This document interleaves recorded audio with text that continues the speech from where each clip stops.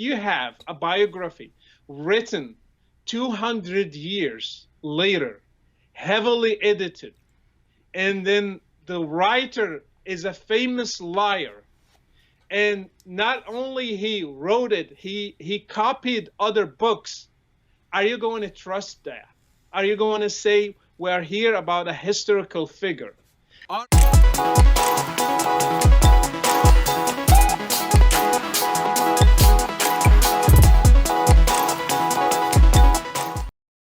Islam directs all Muslims to obey the commands of Allah, or God, that are found in the Quran.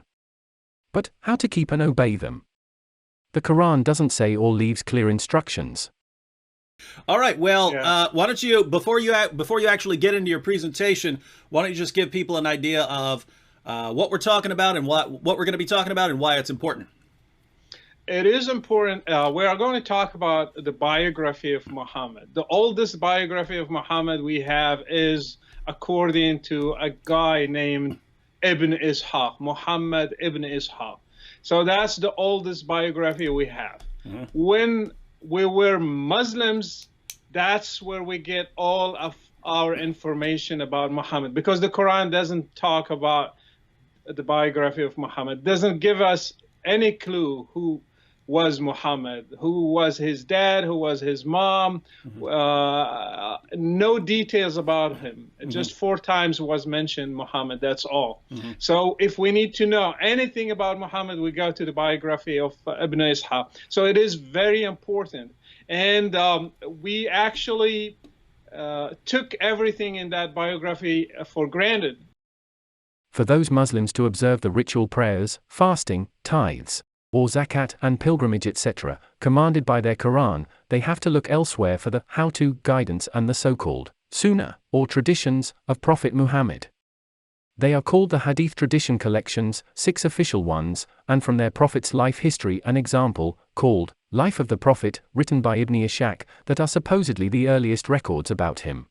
So I started. That's why I bought Sahih al-Bukhari and Sahih Muslim and started going through those. And then I was coming to Nabil with that material. And finally he said, well, since hadiths can be fabricated, only come to me with material from the Quran.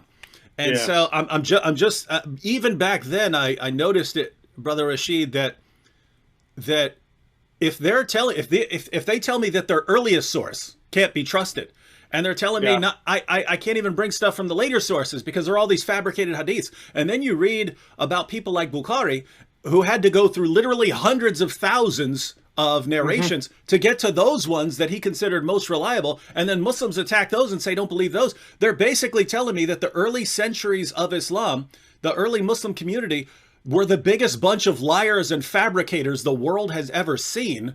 And then they're telling me to trust in the man who produced this community, to tell that I'm supposed to trust that community, what they say about Muhammad. And you guys are the ones telling me I can't trust any of these people. Now all of that comes from what Muslims have said, but you're going to argue that we actually can't trust our earliest source? Yes, actually we can't trust it. We can't trust the biography of Muhammad according to Ibn Ishaq for several reasons, and I will go through them right now. All right. So, all right, my first, Oh, I just wanted to tell everyone, you're going to put a PowerPoint up, right? Yes, okay. Here it is. All right, one second so I can get you full screen. I will get myself out of this, and ladies and gentlemen, I will just let Brother Rachid go through his presentation. If anything isn't clear for some reason, then I might jump in for a comment or a question or something like that. Other than that, the show is yours, Brother Rachid. Yes, first of all, I will call it the biggest forgery in history, because we believe a biography, we believe that it's authentic, but it turned out it's not authentic at all. So Muhammad's biography, I call it the biggest forgery in Islamic history. The first big question, why we do not have a biography of Muhammad in the first 100 years? Is there a reason, an excuse? Look at Christians, for example. They were persecuted.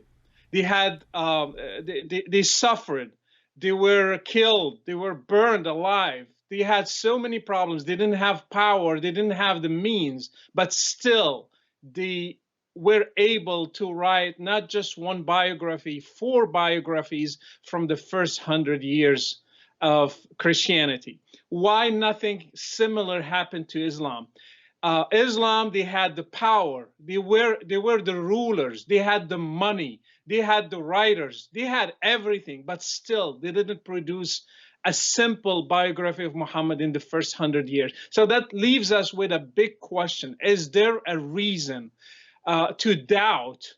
Probably there are so many problems with the figure of Muhammad.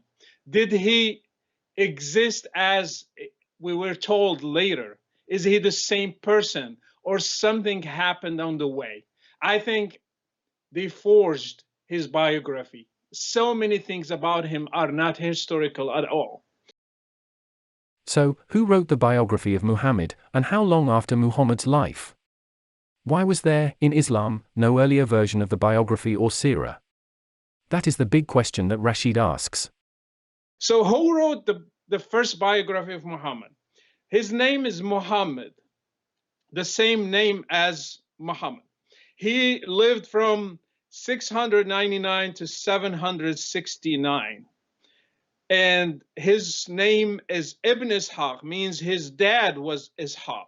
Ibn means the son. So Muhammad, the son of Ishaq, the son of Yasar, Ibn Yasar. Just for you to know, Yasar was a Christian. And when Muslims invaded Iraq, what is called today Iraq, Khalid ibn al-Walid, he took this young boy, Yasar, he took him as a slave to Medina. And he sold him to the family of Muhammad. So he was a slave, belongs to the family of Muhammad, Yasar. He was a Christian. He was the sources, the only sources of Islam, they tell us, Ibn Sa'd, for example, he tells us that Yasar was studying in a church. He was studying theology in the gospel. So Yasar, the grandfather of Muhammad ibn Ishaq, was Christian. He was very familiar with the gospels. So I'm sure that Ibn Ishaq knows Syriac and knows Christianity because of his family's history. And that's why he was able to write such a biography. And why he wrote it. I was talking to Karm because Karm said, in my book, it said Muhammad died in 632. I was pointing out that Muhammad on the slide here is not Muhammad the prophet. This is Muhammad Ibn Ishaq, right? The author of the Sira and Rasullulah. So, yeah, we're not talking about the Prophet Muhammad right now. Muhammad Ibn Ishaq wrote the biography of the Prophet Muhammad, and Rachid here has on the slide, he just breaks it down into Muhammad. So his first name is Muhammad. He's called Ibn Ishaq, which just means son of Ishaq. So that's his that Ishaq is his father, and then his grandfather was a Christian slave. And so Brother Rachid is pointing out that that Ibn Ishaq, who wrote this biography, would have been familiar with Christianity because he comes from a Christian family. So I'm assuming, I do not know Rachid's presentation. I haven't seen it before, but I'm assuming that is going to be very important for what's coming up. Yes, it's very important because he knows the Gospels. He knows Syriac. He's very familiar with Christian literature. And he knows the biography of Jesus Christ, which is in the Gospels. Ibn Ishaq went to what is called now today Baghdad, went from Medina to Iraq. I'm sorry. He went to what we call today Iraq. And he wrote the biography of Muhammad in Iraq, in the town of his grandfather, Yasar. So he went there. And why he wrote the biography of Muhammad? If you read the Gospels, you don't find anybody paying the writers to write a biography. They were not paid to do it. They did it because they loved Jesus Christ. They loved their master. And they wanted to write down everything he said, everything he did, and tell everybody else about it. But for Muslims, the reason why Ibn Ishaq wrote this, because the Caliph Abu Ja'far al-Mansur ordered him to do it. He gave him an order and he paid him as well. So he was paid, ordered by the Caliph to do it. And that's a huge difference with the Gospels because they were written for different reasons. And that brings us to the Caliph al-Mansur. He ruled from 754 to 775. So we are assuming sometime between 754 and 769 this biography was written, the time when Muhammad ibn Ishaq died and the time when the Caliph ruled. So there are some 15 years there.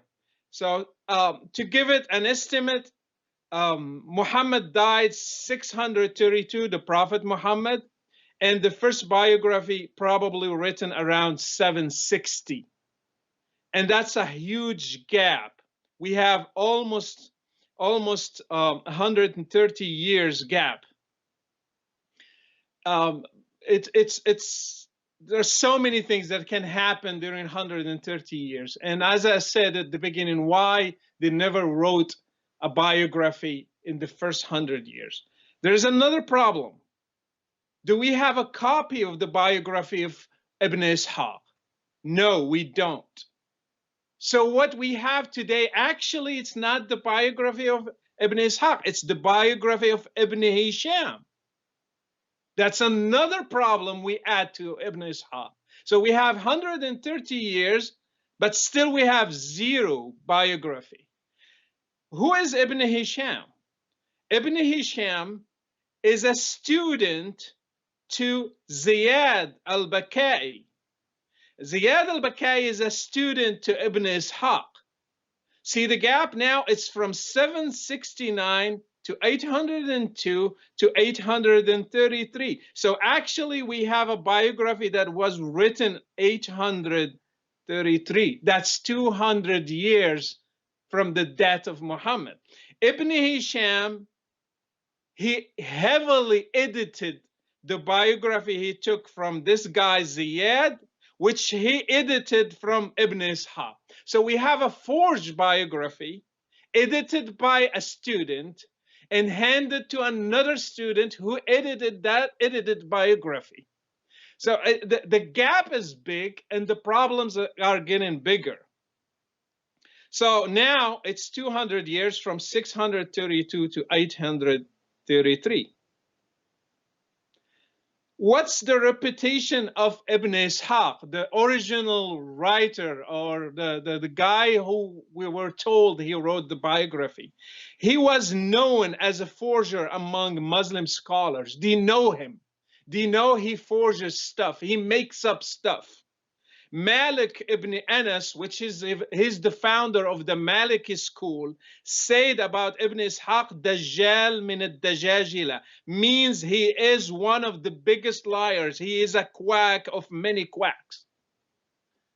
That's what he said. This is a scholar. That's not me or David. That's Malik ibn Anas. Malik ibn Anas, he's one of the biggest early scholars in Islam. He said, never trust Ibn Ishaq because he's one of the biggest liars. So Muslims are telling me today they got their biography from the biggest liar ever.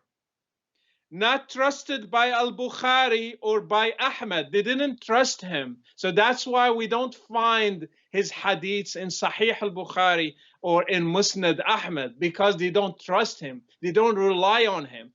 But still, we have his biography until today. If you look at all these details, I think we are in front of one of the most forged biographies in history. And just to give a summary right now, if you have a biography written 200 years later, heavily edited, and then the writer is a famous liar, and not only he wrote it, he copied other books, are you going to trust that? Are you going to say we're here about a historical figure. So many things about Muhammad are not historical at all. Therefore, historians, scholars, and we all now know the stories of the Sira and the Hadiths of Islam are not reliable or have a sound factual basis in truth. Many Muslims have now woken up to this reality and have chosen to leave Islam. Do contact us for further information and deeper discussions on this subject. God bless.